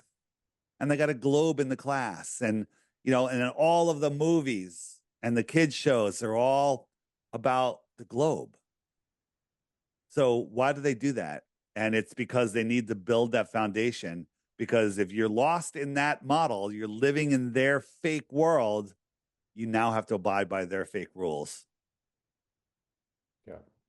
Yeah, I can testify to that. My kids have started school, and that's one of their first projects that they were taught is all about space, which is interesting. We've got Darren and Nick and Tom also on the line. Do you guys have any questions? And then if not, we'll go through to Gillian's. So. No, I don't have any. I've just been really enjoying it. I've seen a lot of your presentations, David. So it's just good to have you given this to us live. It's somewhat different, even though I've seen a lot of these slides before. I guess one of the things, it's not really to go into now, but I just wonder, just as a quick answer, that do you think a lot of the agenda behind a lot of this is to keep people so dumbed down that even if a lot of people did start figuring out that the Earth's not round, that they kind of don't really know who they are enough to even do something with that? Because I see a lot of the people that have figured this out, they've been figuring out for a long time, and they're still really, really going hard with it. And the amount of people because these guys are a lot older than me, so they're the amount of people that were switched on by figuring this out, decades ago, it's different from people now just sort of hearing about it. And it went a lot on TikTok, for example, and TikTok's just designed to dumb people down as much as it's designed to wake people up. And I just wonder if there's so many people now that are just kind of even if they do figure out that the Earth's flat, have they forgotten so much of themselves that they're well, what do I do with that now? Because I mean, obviously you see the other side of it, which is the people that get really motivated by waking up, and I see it too. We see it on this platform, but I'm talking about the greater great unwashed, if you want to call it that, the larger population. How do you see that? There's so many, there's people that can never wake up. There's people that are so deep in the system. They're the, as Morpheus says in the Matrix, they're not ready to wake up, and you can't wake them up, and you have to kind of pick and choose. But I've seen an energy shift. Maybe it's the eclipses that we've had. People have shifted since the 2017 eclipse. People have been waking up faster and faster. I think that the COVIDs, that gave people a lot of time, and a lot of people woke up during that. So something's going on. There is an energy shift. We're switching into a new age, the age of Aquarius, I guess. And people are waking up faster and faster. Was there was a specific point? Your question? What was the exact question again, Tom?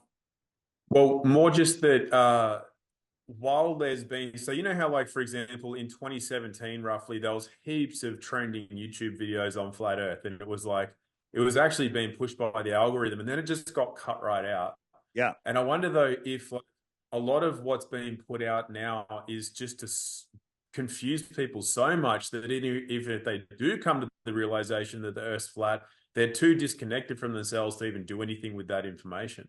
Well, I mean, that's what they're trying. They're trying to keep people so disconnected. And there's so much crap out there. In 2017, when you search flat Earth, you got all of the relevant information. Now you get the opposite. You get propaganda. So I started after the YouTube apocalypse, where they literally just hid all the flat Earth stuff. Google flat Earth, you're not going to find my videos, right? If you watch a whole bunch of my videos and then check your YouTube, search your YouTube history, search for flat Earth, none of mine will show up, and propaganda ones will show up. No other topic does that, right? So they're hiding it that way. And you say that TikTok is here to dumb us down. We're already dumbed down, right? People have such short attention spans. But right now, TikTok is actually driving flat Earth more than anything else. So, you got to take the good with the bad. My videos, I have a channel called DITRH. It stands for Deep Inside the Rabbit Hole. If I put a video out over 5 minutes long, people go, "Oh, what are you making documentaries now?" My videos are short because let's say you're not interested in a topic. You can't drag somebody to a movie to watch that's 2 hours long on something they're not interested in. But if you give them 5 minutes, 3 minutes, 1 minute, little pieces, now it's like a crack dealer. Just have a little bit, have a little bit. Now you want more and more and more because your mind opens up. So I like TikTok. There's a whole bunch of creators over there that are doing amazing work, and they'll get 1 million views on a video. Hey, I'll take 1 million views to normies. Here's the other thing. We also have our other platforms. We have Rockfin and Rumble and BitChute and Brighteon. Okay. Go outside and go to a normie, a person that's not awake to conspiracies, and ask them to name 5 websites where you can upload videos. And they're going to go YouTube, Instagram, TikTok, Snapchat. They're not even going to know those other sites. Those other sites already have a high percentage of people that are awake to deception. Where are the normies? They're on YouTube and they're on TikTok right now. So there's creators out there that are doing phenomenal work. As a matter of fact, today I am premiering a compilation of some TikTokers that I've highlighted that have done they do a good video and then they tell people where to get information, which is my app. My app literally is the best place to find the information. Like, you can use the video search right here and pull up any video you want. When someone says, "Hey, where's your interview with InfoWars?" I just go, I just click here. I type in InfoWars, right? Because I don't even know where it is because I have different places. I'm like, how long ago was that? Right? Boom. Here it is right here. This is my interview I did on InfoWars. So people are using this to find the videos that they want. And so I'm doing and then also I actually just added a new feature, which is the star button right here. And this is featuring killer content creators on other platforms. Most of them are on TikTok. Some of them are on Twitter. But I'm featuring, people that do that. So is TikTok dumbing us down? Yeah, there's a lot of dumb crap on TikTok, Tom. A lot. But there's a lot of dumb crap in the world. There's a lot of dumb people in the world. There's, we need to sort out. I can show you, like on my app, I have a featured video every day. And what I do is there's a lot of people that hate TikTok. So I'll take some really good videos. So Eddie from Flat Earth Banjo does it and I do it. We'll take, 10, 15 short TikToks and we put them into one video. Now, if I put 10 short quality videos from TikTok make it into one video, is that dumbing people down or is that picking people up? So again, because there's idiots and morons doing mindless stuff on TikTok doesn't make TikTok bad. It just says there's a lot of crap in TikTok. There's a lot of crap on YouTube. There's a lot of crap in the world. So, I don't blame the platform, but that platform is giving Flat Earth awareness more exposure than all of the other platforms combined right now. So there you go. That's awesome. Thank you. All right. So, Dave, we've got one person with their hand up who would like to ask a live question. Have you got a couple more minutes? Yeah, I'm good. I'm good. No, I'm good to go. Yep. All right. Just know that we're coming up to time, so I just wanted to be respectful. So, Gillian, if you want to take yourself off hold, and then you got Darren as well. Okay. Yeah, no, I hear you on the time issues. The thing with models is they anchor. If we're powerful creator beings, so I'll just quickly change the view so I can see everybody. If we're first of all, Dave, thanks ever so much. David, thanks ever so much for this. It's been brilliant. But if we assign ourselves to any or attach ourselves to any particular model firmly, then we anchor ourselves into that. And then our creative, our creative wings get clipped. So, I mean, the example that was coming up for me was I went through a spate. I don't know what was going on. My body was trying to tell me something, but I went through a spate of keeping breaking bones in my lower legs and my feet.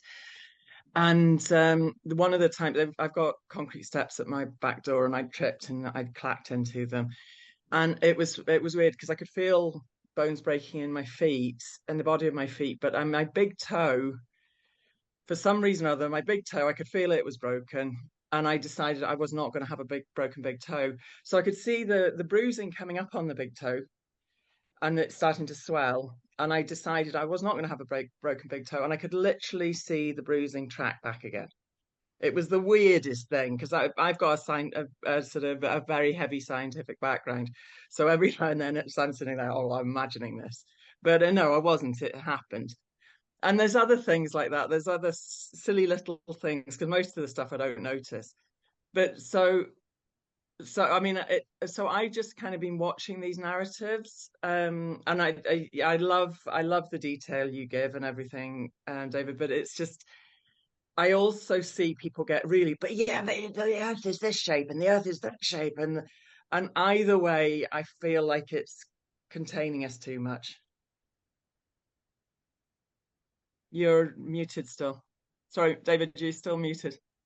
I like talking on mute every once in a while, so because I'm just talking to myself. So I agree with what you're saying, and I'm not 100% married to a model, but through observations, we can see that the sun circles around the Earth. Wherever the sun is, it's noon. So it's noon here. I'm here. I'm in this time zone, so the sun's just coming up. You guys are in Sydney. What is it? Between 9 and 10 o'clock, 9 o'clock at night, around there? 9:30, yeah. 9:30. So this model works. Like I can wait until the sun is over here, and I can call you up and say, "Where's the sun and what time is it?" You'd be like, "Well, it's high in the sky. It's over there a little bit, and it's noon." Right? So wherever the sun is on this model matches our reality. What is the sun? What makes it go around? How far away is it? We don't know. What is this place? Are we in the middle of a plain? What is this place? Are we middle of a toroid? I don't know, but there are certain things that we can determine as being reality. We can show that the sun laps the moon every 28 days. Okay, so we can kind of put a model together. What is the moon? I think the moon is responsible for delivering and removing souls. Ask me how that works. I don't know. Okay. But it's certainly not a chunk of the Earth that was detached when another planet hit us and created a perfect sphere that synchronizes with women's reproductive cycles. I mean, come on. So there's my answer to that. I hope I answered it. Thanks, Dave. We've got Nick. Nick, do you want to take your question now? Yeah, look, I just want to pose an idea, and I'd like to get your perspective on it, David, because I've been on this tangent for years, and I think even Dave Armstrong, you even thought I was a bit mad for a while when I came over to your house about 9 years ago and asked you about Antarctica, because I knew you'd been to Antarctica. I had all these questions for you, but I think that the biggest thing that I guess the satanic sort of elites have to gain from this is the gross misrepresentation of who we are, because our biggest and most powerful aspect or element that we have is our ability to make choices. That's the great gift that we have from God. That's what we're sovereign over. Sure. And when you paint or create a picture in the mind of a child that everything comes from basically from nothing, from chance, everything's so far away, and souls are 65, 100 million years old, that foundation then limits and it completely limits your ability to make choices because you don't have a firm foundation. You talked about the firm foundation before. You know, we've got to have something that's right. You know, like I think biblically, right?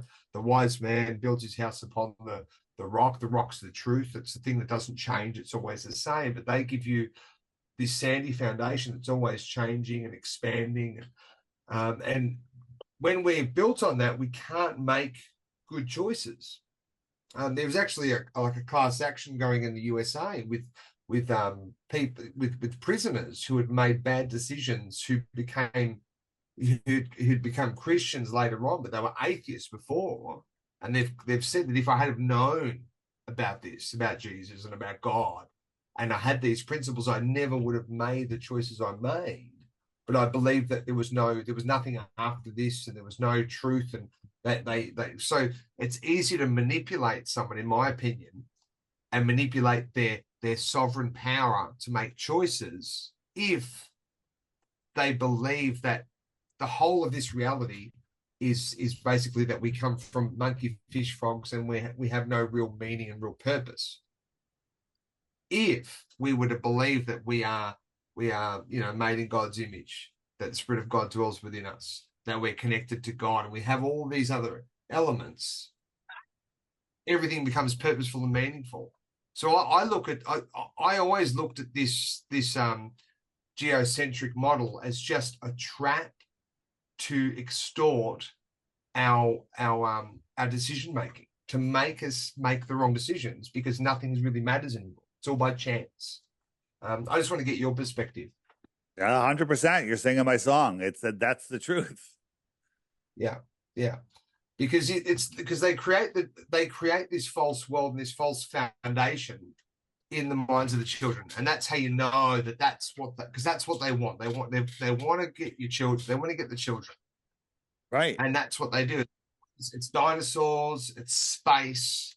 It's authority to government, and they create these narratives, these false narratives, right? That's Satan's whole thing. He's the father of lies. There's no truth in him. And then you've got God, which is the truth. So you've got these two powers going, and they're at war, right? We can see that war happening right in front of us between the lies and the truth. Yeah, and that's why they don't want you in a situation where you can't deny God. Because before, I'd be listening to somebody talking about whatever conspiracy, and I'm like, this guy's great. Wow, great information. Then they'll say something about the Bible or the Quran or whatever, and they show that they're a religious person. I was like, oh, religious nutcase. And I'd throw out all my notes and I'd unsubscribe from the channel. That's what they want people in that situation. They want people thinking that God is a ridiculous concept.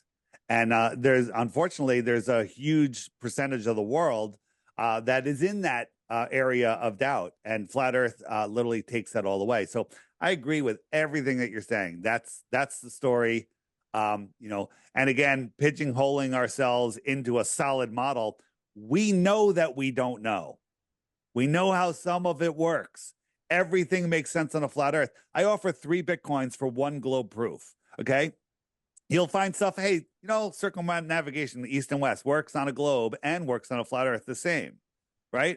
But it doesn't work the same heading south, but no one's ever done it. So that goes into the works on a both bowl, right? Yeah. Works on both, works on flat, works on globe. And what you'll find, nothing ever goes into the only globe bowl. Nothing. Because if it did, I'd lose 3 Bitcoins. There's nothing that only works on a globe that actually can be done. Thanks, David. Yep. All right. On that note, we'll finish up, David. So I just want to give you the last opportunity to say anything to the audience, those listening, anything you want to share, any inspirational things. That I actually found the last section of the big reason and all of that is probably the most important. But yeah, anything else? Yeah, the truth will set you free. Don't believe anything. Here's the problem. Belief is the lazy man's knowing. All right? Because it takes no effort. It just takes, okay, I believe. You guys believe I live in Connecticut. Do you know it? No. I said it. You believed it. Why would I lie? You can reasonably assume, yes, I've heard him say it before. But if you want to know it, you're gonna have to take some time. You're gonna have to do some research. So if we had to research everything that we see, everything that we hear, we'd never have time to do anything. So we have to believe at some points. But when there's something important, you need to know and you need to take the time, right? There's so many people that believe that the jibby jab is going to protect them from the boogeyman. And, that's because they believe. They haven't looked into it. They haven't actually done the mental work because their minds are lazy. The human mind is lazy. I have a great card trick and it blows people's minds, but it's because their minds are lazy that they can't see through how simple this trick is. All right. So what I tell people is this matters. Once you understand why it matters, then you need to share it with other people. You need to tell other people. You need to not be afraid. I spoke at Antarctica this year, as I was saying before we started recording, and there was 50 speakers, and only one of them, Larkin Rose, was the only one that believed we live on a globe. And the audience was 98%, maybe 99%.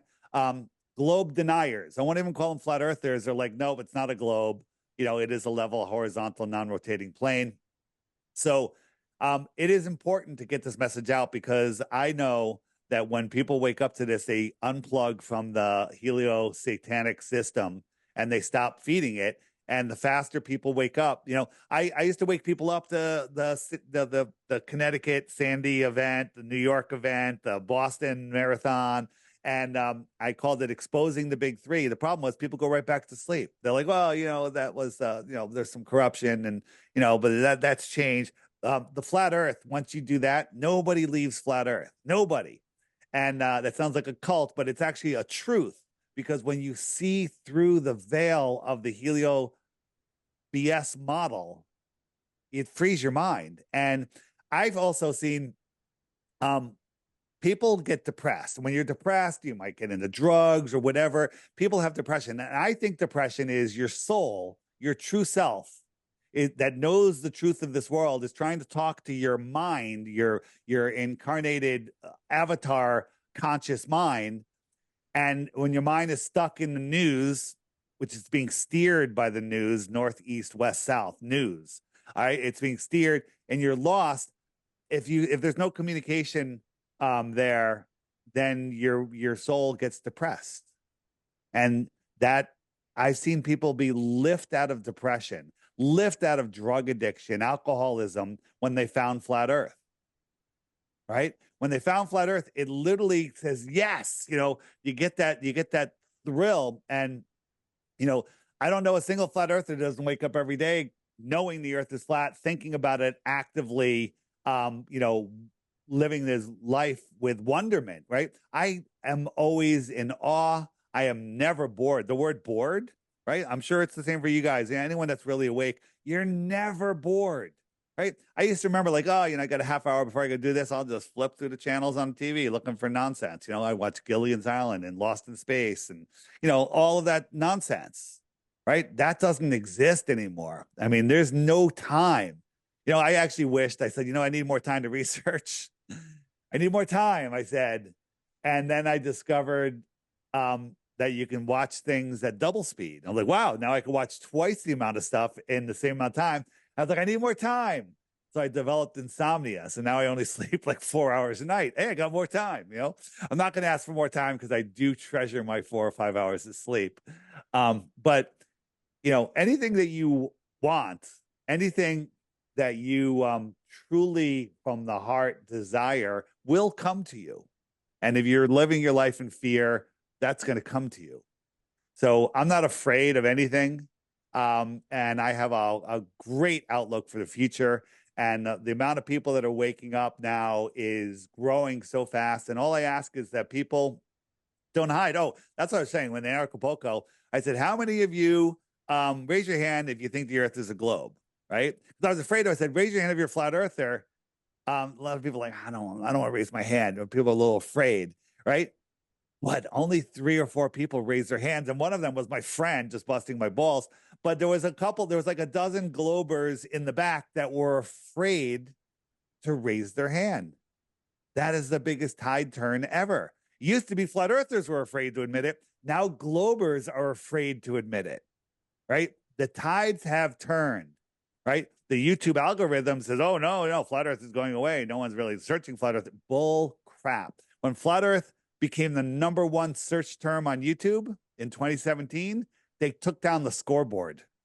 They took down the scoreboard. You used to search something as there's 387,000 hits, right? Now they took down the scoreboard when flat Earth was #1. They're doing everything they can. They're desperate. They're losing. We're winning. And all we have to do is speak up. We're one tweet away from going worldwide, not around the world this way. Right? Not global. Yeah. Worldwide, going global. I'll say global. Elon Musk tweeted, everyone needs to watch What is a Woman by Matt Walsh, right? 175 million people watched it, I think, that week. 107, right? Imagine one big tweet on flat Earth or medical freedom, right? By the right person. We're literally one tweet away, one post away. And that's what they're afraid of. So they're doing their best to stop it. And we're unstoppable. Genie's out of the bottle. You can't get it back in. So share it. If you're not familiar with me, flatearthdave.com.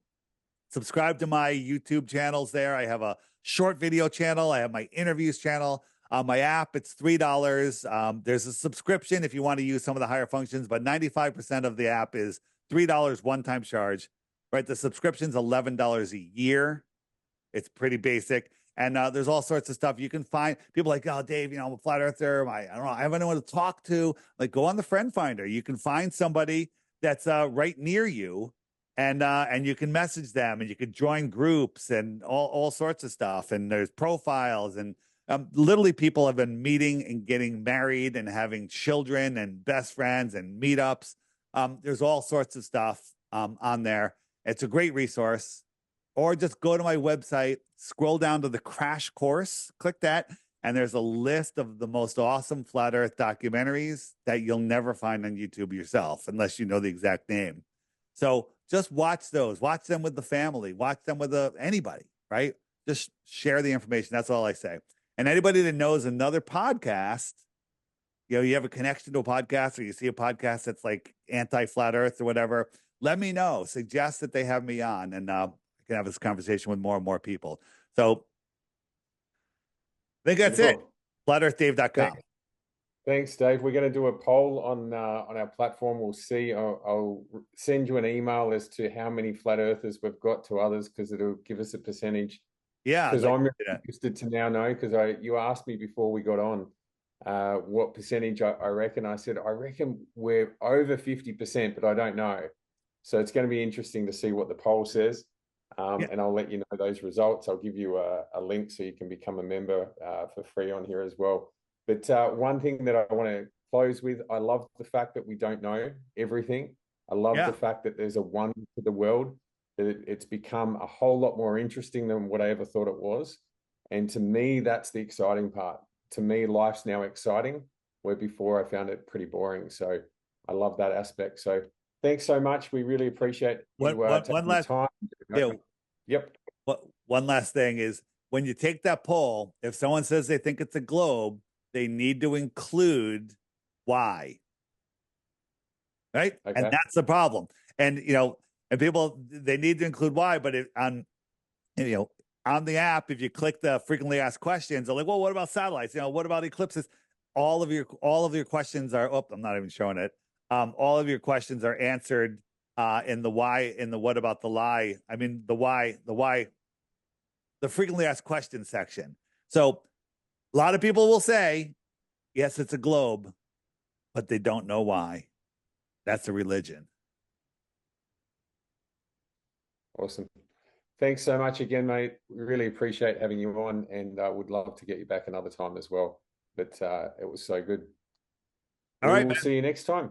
Thanks so much. Thanks, everybody. See you, Tom. Thanks, David. Thanks, Dave. Thanks, everybody. Thanks, Dave. Much appreciated, mate. Appreciate that you went overtime as well there. All right, no worries, man. Thanks. Have a great day or a great evening. All right. How's that possible on a flat Earth? How's it nighttime and morning here?